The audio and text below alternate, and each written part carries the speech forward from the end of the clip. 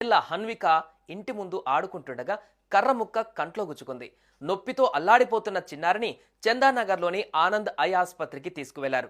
కంటి చుక్కల మందు ఇచ్చి ఇంటికి పంపించిన వైద్యులు కాసపడికే ఫోన్ చేసి సర్జరీ చేయాలని హబ్సీగూడలో ఉన్న తమ ఆసుపత్రి బ్రాంచ్కు తీసుకువెళ్లాలని రిఫర్ చేశారు. దీంతో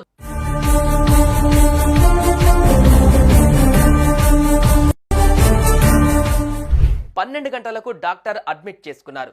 సర్జరీ చేసే ముందు చిన్నారికి మత్తుమందు ఇవ్వాలని చెప్పి తీసుకువెళ్లి ముక్కు ద్వారా మత్తుమందు ఇచ్చారు డాక్టర్లు.